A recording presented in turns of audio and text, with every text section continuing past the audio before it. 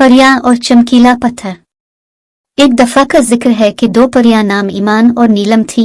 एक दफा वो आसमान के सिर को निकली, वो अलिफाती जा रही थी कि अचानक ईमान की नजर एक चमकते हुए पत्थर पर पड़ी और उसने कहा, नीलम नीलम वो देखो, वो पत्थर कितना चमक रहा है, मुझे वहां जाना है। नीलम ने इस जगह को गौर से देखा और कहा, नहीं, हम वहां नहीं जा सकते। क्यों नहीं जा सकते? ईमान ने पूछा, क्योंकि हमारे वालिदैन ने हमें वहां जाने से मना किया है और हम उनकी नाफरमानी नहीं कर सकते। नीलम ने जवाब दिया, अच्छा ठीक है। ईमान ने कहा, अरे वो देखो ईमान, कितने प्यारे फूल हैं, वहां चली। नीलम ने कहा, हाँ चलो। ईमान ने कहा, नीलम फूल देख रही होती है और उसकी खुशबू सूंघ रही होती है और ईमान इस मौका का फायदा उठाती है और जल्दी से इस चमकते पत्थर के पास पहुंच जाती है। वो जैसे ही इस पत्थर को हाथ लगाती तो पत्थर से रोशनी निकलती और ईमान गायब हो जाती। रोशनी की वजह से नीलम की नजर पड़ जाती है, लेकिन तब तक ईमान गायब हो चुकी होती। वो ये क्या कर दिया तुमने ईमान, तुम्हें ये नहीं करना चाहिए था। अब मैं मम्मा पापा को क्या बताऊंगी कि ईमान कहाँ गई। ये कहकर नीलम वापस चली गई।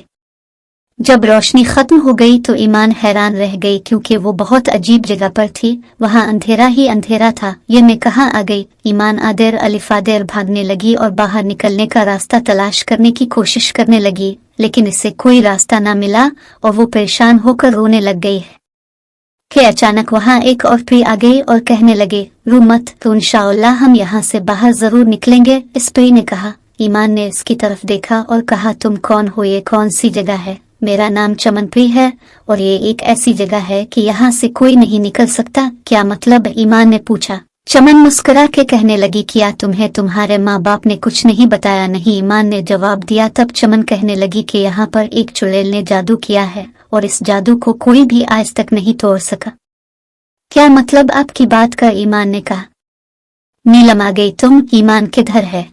नीलम की माँ ने पूछा। अस्सलाम अलैकुम उम्मी जान, ईमान अपनी दोस्त के साथ आज रात रहेगी, क्योंकि इसकी दोस्त की आज सालगिरह है। वो हमें रास्ते में मिली थी और ईमान को अपने साथ ले गई। नीलम ने जवाब दिया, वालेकुम अस्सलाम, ठीक है, जाओ तुम आराम करो, मैं खाना लेकर आती हूँ। नीलम की माँ ने कहा, ठीक है उम्मी। नीलम ने कहा। चमन पे ईमान को बताने लगी कि यह कहानी 15 साल पहले की है। तब हम परियों और चुड़ैलों में काफी अच्छी दोस्ती थी। एक दफा मलिका अपनी बहन से बात कर रही थी तो उन चुड़ैलों में एक चुड़ैल जिसका नाम फितना था